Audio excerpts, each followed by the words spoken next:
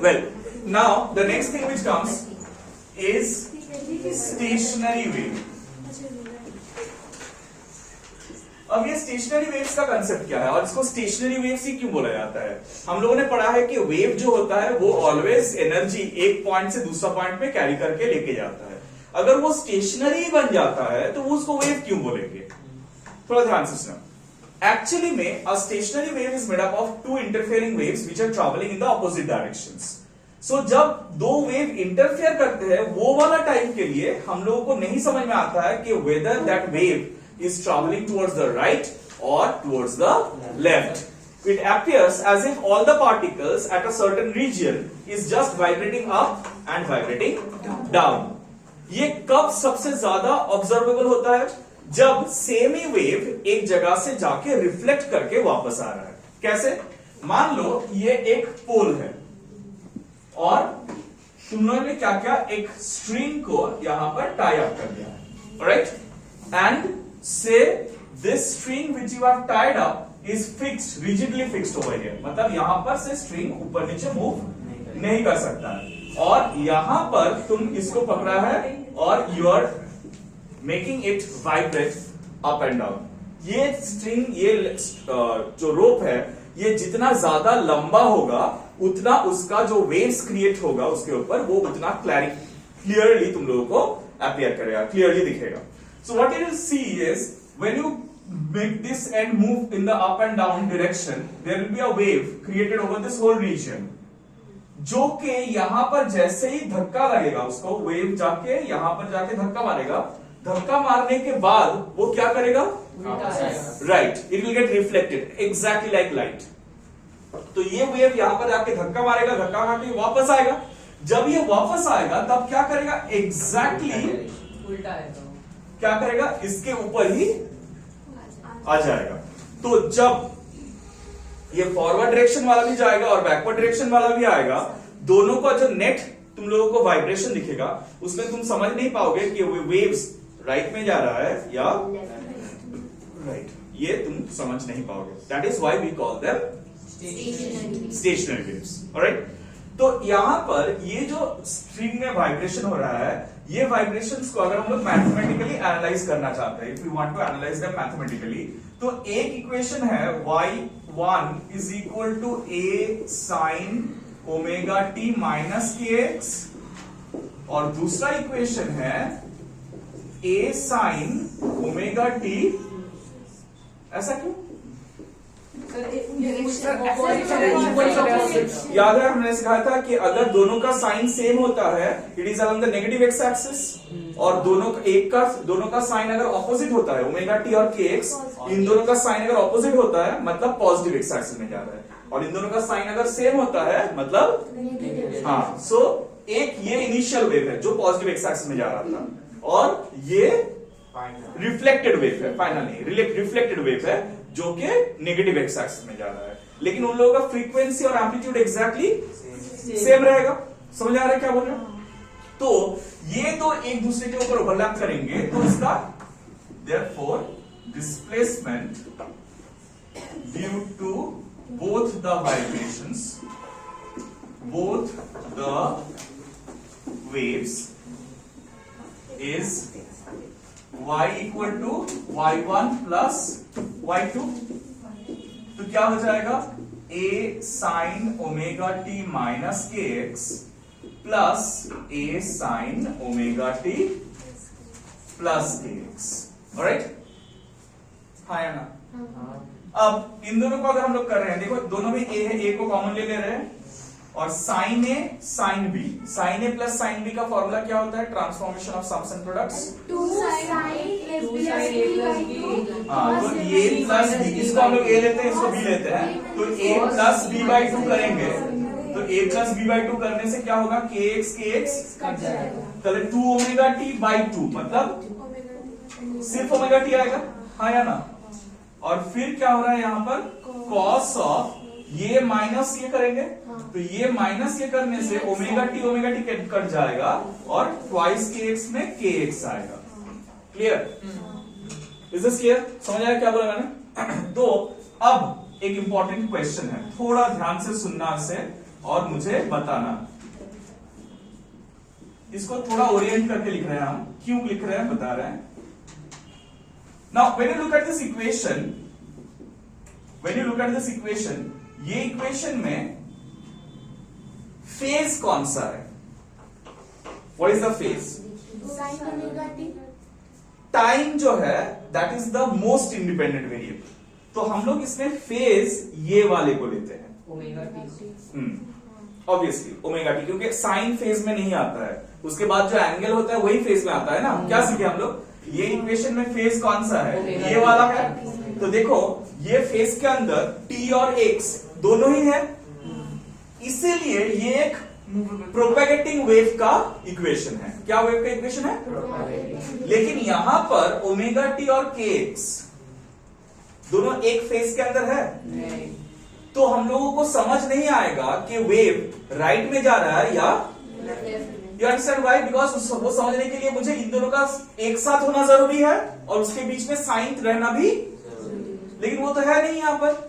तो ये wave equation देख के हम लोगों को लगता है as if there is a collection of particles which are together vibrating up and together vibrating down. तो ऐसा नहीं है कि नॉर्मल मूविंग वेव में क्या था कि एक एक पार्टिकल सबका डिस्प्लेसमेंट सेम इंस्टेंट में सेम नहीं हो रहा था, कोई थोड़ा ऊपर, कोई उसके बाद थोड़ा ज्यादा ऊपर, कोई थोड़ा ज्यादा ऊपर, फिर नीचे, इसलिए डिस्प्लेसमेंट अलग अलग था। तो इसलिए देख के हम लोगों को पता चलता था कि ये वेव राइट में मूव कर रहा है या, लेकिन यहां पर अगर सारा पार्टिकल एक ही फेज में आ जाए, बिकॉज देखो ओमेगा टी है, इसके अंदर एक्स नहीं है ना, तो सारा पार्टिकल एक ही फेज में आ गया। तो अगर एक ही फेज में आ गया मतलब हम लोगों को पता नहीं चलता है कि वो राइट में जा रहा है या, that is why we call them what waves? In this wave equation ये तो हम लोग समझ लिए कि ये क्या है? फेज है, लेकिन ये जो पूरा चीज है ना, इसको हम लोग एम्पलीट्यूड बोलते हैं। हाँ, पूरा चीज को एम्पलीट्यूड बोलते हैं। इसका मतलब क्या? देखो एम्पलीट्यूड में एक वेरिएबल घुस गया है यहां पर, मतलब स्टेशनरी वेव का एम्पलीट्यूड कांस्टेंट नहीं, हर अलग अलग पार्टिकल का एम्पलीट्यूड अलग अलग होता है। कुछ पोजीशन में एम्पलीट्यूड मैक्सिमम होता है और कुछ पोजीशन में एम्पलीट्यूड मतलब जीरो हो जाता है।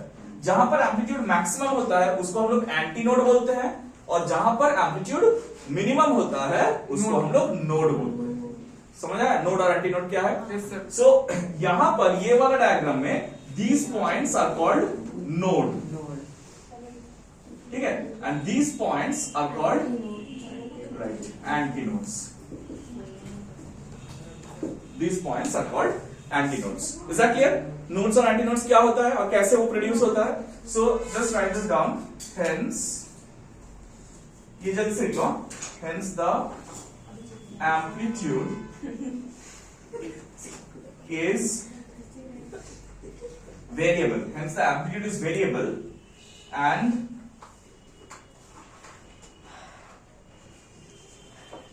the position of minimum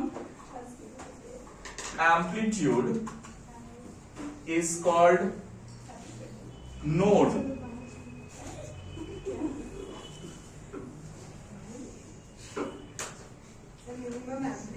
हाँ, maximum amplitude is called antinode. इसका भी फोटो ले नहीं सुनो, अब एक इंपॉर्टेंट चीज है, ये जो नोड और एंटीनोड बना, इन लोगों का पोजीशन निकालना है हम लोगों को, मतलब कौन सा जगह में नोड होगा और कौन सा जगह में एंटीनोड होगा, ठीक है। तो ये करने के लिए क्या कर रहे हैं हम लोग? कॉस के एक्स का हेल्प ले रहे हैं, राइट। तो हम लोग क्या डिसाइड किए, कहां पर नोड बोलेंगे? जहां पर एम्पलीट्यूड मिनिमम, डिस्प्लेसमेंट नहीं, एम्पलीट्यूड मिनिमम होगा। एम्पलीट्यूड मिनिमम मतलब 2a तो कांस्टेंट ही है ना, वो तो चेंज नहीं करेगा। कौन चेंज करेगा? कॉस का मिनिमम वैल्यू कितना होता है? अच्छा, यहाँ पर माइनस नहीं लेंगे। क्यों माइनस नहीं लेंगे? क्योंकि माइनस होने से भी एम्पलीट्यूड बढ़ जाएगा वैल्यू। यहाँ पर हाँ, मिनिमम एम्पलीट्यूड का मतलब जीरो लेंगे, मतलब कोई वाइब्रेशन ही वहां पर नहीं हो रहा है, नोड में कोई वाइब्रेशन ही नहीं होता है। Is that clear? तो इसलिए जीरो होता है, right. So for nodes cos kx is equal to 0, अब cos 0 कब होता है? और 0 90 degree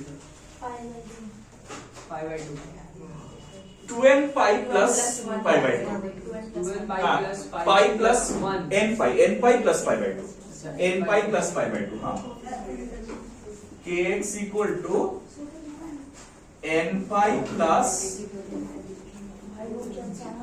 minus pi by 2 is that clear? n pi plus minus pi by 2। तो अगर ये है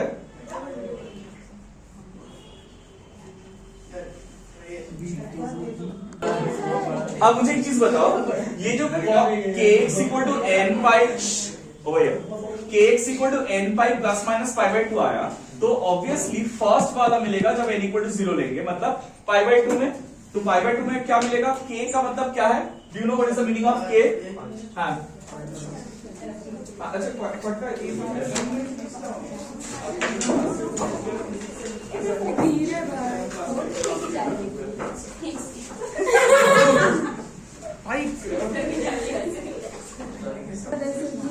well so for notes for notes cos kx equal to 0, तो kx equal to n pi plus minus pi by 2, ये n के जगह में हम लोग 0 डाल रहे हैं फॉर द फर्स्ट नोट। तो वो क्या आ रहा है देखो, kx is equal to pi by 2 आएगा। k का वैल्यू क्या है? k का वैल्यू 2 पाई बाई लैम्डा है।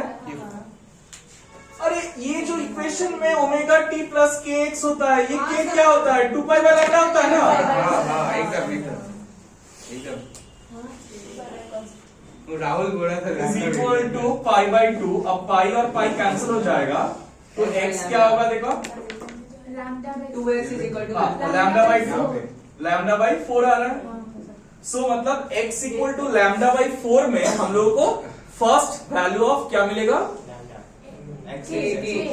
एक्स का first value of node node कहाँ है वो चीज निकाल रहे हैं हम लोग, मतलब कहाँ नोड को where would we find the position of the node.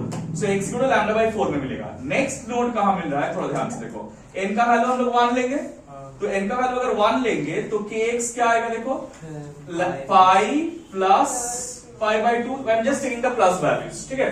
तो ये क्या आएगा, kx मतलब क्या, 2 pi by lambda into x is equal to 3 pi by 2 pi plus pi by 2 মানে 3 পাই বাই 2। তাহলে এখানে কি হচ্ছে, the pi and pi will cancel off and x will come out to be 3 lambda by 4। समझ आ रहा है? मैंने automatic और क्या प्रॉब्लम है, कौन सा समझ नहीं आ रहा है? नोड मिलेगा। So what are we doing, we are just taking for position of nodes cos kx को 0 ले रहे हैं, और ये cos kx 0 कौन सा x के लिए होगा वो निकाल रहे हैं। सो व्हेन हम लोग n का वैल्यू 0 लिए, n इक्वल टू 0, उसके लिए हम लोग को x का वैल्यू क्या मिला, लैम्डा बाई 4। जब n इक्वल टू 1 लिए, 3 lambda by 4। If you take n equal to 2, you'll get x equal to 5 lambda by 4, 5 lambda by 4 and so on.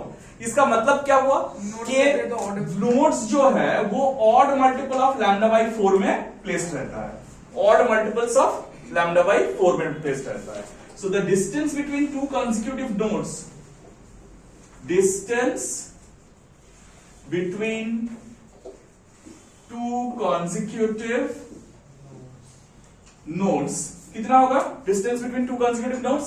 सी एक नोड कहां पर है, लैम्डा बाई 4, दूसरा, तो डिस्टेंस कितना होगा, 3 lambda by 4 minus lambda by 4। तो देखो 4, so that comes out to be lambda by 2। मतलब दो नोड्स के बीच में डिस्टेंस लैम्डा बाई 2 होता है, सिमिलरली दो एंटी नोड्स के बीच में भी डिस्टेंस लैम्डा बाई 2 होता है। मतलब यहां से यहां तक will have a distance lambda by 2।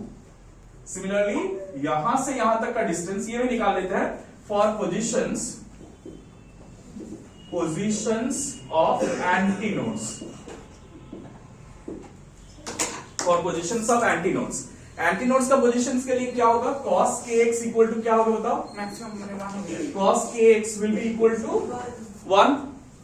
ठीक है, प्लस या -1, एक्चुअली दोनों में ही हो सकता है, प्लस -1, मतलब +1 भी हो सकता है या -1 भी हो सकता है। तो उसके लिए क्या होगा, therefore kx इक्वल टू क्या निकलेगा बताओ, कब +-1 होता है, cos का कितना, कौन सा एंगल के लिए +-1 होता है, cos 0 और 180, मतलब n पाई।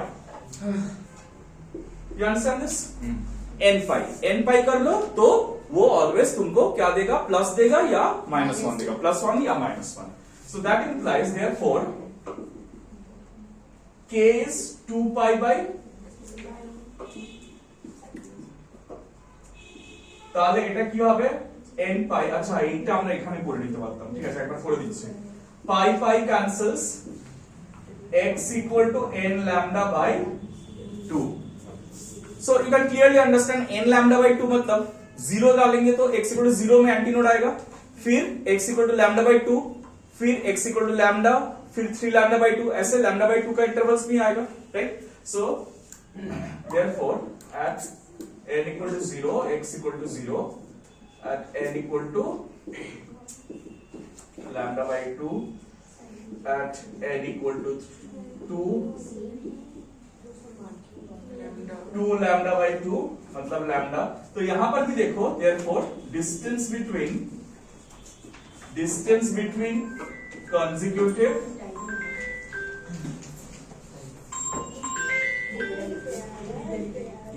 ठीक है, लिख लो जल्दी से। So distance between two consecutive antinodes is also lambda minus lambda by 2 equal to lambda by 2। Now listen to this very carefully, what is the conclusion of this whole discussion. ये discussion का conclusion ये है कि stationery waves, first primarily हम लोगों को समझना ये पड़ता है कि स्टेशनरी वेव्स को स्टेशनरी क्यों बोला जाता है। उसका रीजन ये होता है कि इसका जो फेज है उसके अंदर t और x दोनों एक साथ, उसके कारण क्या होता है हम लोगों को समझ नहीं आता है कि वो राइट में जा रहा है या, is that clear, stationery waves क्यों बोला जाता है वो समझ में आया। अब अगर उसका फेज के अंदर x नहीं होता है तो वो x जहां पर होता है वो पूरा चीज क्या होता है, इसका मतलब क्या है, स्टेशनरी वेव्स में सब जगह में एम्पलीट्यूड सेम नहीं होता है, ठीक है। सबसे अच्छा एग्जांपल क्या है मालूम है, एक रबर बैंड को स्ट्रेच करो, स्ट्रेच करके अगर तुम प्लग करते हो तो देखना पूरा जो रबर बैंड पूरा लगता है ऊपर एक साथ जाता है, और एक्चुअली में क्या होता है मालूम है, वो एक पल्स है जो तुम्हारा 2 फिंगर से टकरा के कंटिन्यूअसली ओवरलैप हो रहा है, लेकिन वो इतना छोटा रीजन है जो हम लोगों को दिखाई, तो जो 2 पॉइंट्स तुम्हारा फिंगर्स है वहां पर नोड क्रिएट होता है, और जो बीच में इन बिटवीन देम होता है वहां पर क्या होता है, एंटी नोड्स क्रिएट होता है। समझ में आया, इज दैट क्लियर, कहां पर नोड होता है और कहां पर एंटी नोड होता है, गेट ऑल ऑफ यू, जल्दी से ये लिख लो क्विकली। उसमें डिस्टेंस वही